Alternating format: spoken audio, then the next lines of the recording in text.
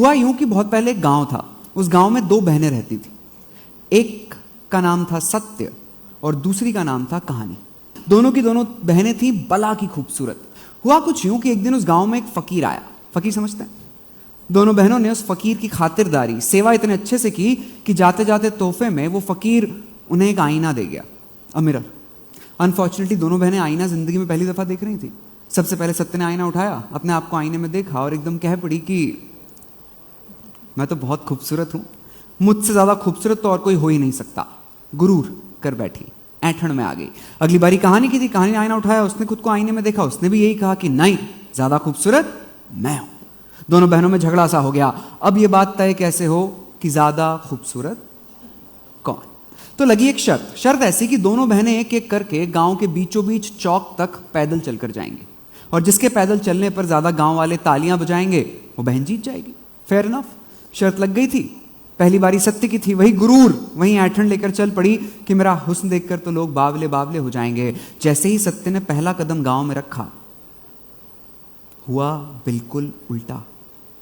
लोगों ने सत्य को देखा और डर गए, डरकर अपने अपने घरों के अंदर भाग गए। सत्य पहुंची गांव के बीचों बीच चौक में तो पूरा का पूरा गांव खाली सा हो चुका था। वो वहीं खड़े होकर रोने लगी। इंसान का जब अहंकार टूटता है तो आंसू आ ही जाया करते हैं। दूर घर में बैठी कहानी ये सब कुछ देख रही थी। तो अब कहानी ने एक तरकीब लगाई। कहानी ने श्रृंगार करना शुरू किया। श्रृंगार समझते हैं? कहानी ने श्रृंगार करना शुरू किया। लहंगा गिनगाम का पहना, सर पर एक सुर्ख चुनर ओढ़ी, माथे पर बिंदिया, आंखों में काजल, गालों पे लाली, पैरों में पायल, पैरों की 10 उंगलियों में 10 अनवट बिछिया पहनकर तैयार हो गई और कहने लगी कि अब मेरी बारी। फिर जैसे ही कहानी ने पहला कदम गांव में रखा, उसके पायल की जब आवाज आई छन, इस छन के पीछे जो घरों की चटकनियां बंद थी ना, वो खुलने की आवाजें आने लगी। लोग धीरे धीरे कहानी के पीछे चलने लगे, नाचने लगे, गाने लगे, खुशियां मनाने लगे, जैसे पूरे गांव में दिवाली आ गई हो। आतिशबाजियां चल रही थी। पूरे गांव को अपने पीछे लिए कहानी वहां पहुंची जहां चौक में सत्य अकेली खड़ी रो रही थी।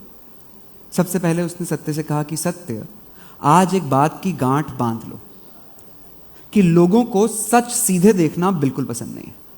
तब कहानी ने सत्य का हाथ पकड़ा और लेकर पूरा गांव घूमी। गांव का हर बच्चा, हर बूढ़ा, हर जानवर उनके पीछे नाच रहे थे। तब कहानी ने जो सत्य से कहा, बस यही एक लाइन बताने के लिए पूरी कहानी मैंने आपको सुनाई है, तो ध्यान से सुनिएगा। तब कहानी ने सत्य से कहा कि सत्य, जब भी लोगों को आज के बाद सच दिखाने की बारी आएगी, उसे कहानी की खूबसूरती का सहारा लेना ही होगा। बिना कहानी के श्रृंगार के किसी को सच देखना पसंद नहीं है। मजे की बात यह है कि आप लोगों को ये बात बताने के लिए भी एक कहानी का सहारा लेना पड़ा। Beautiful, beautiful.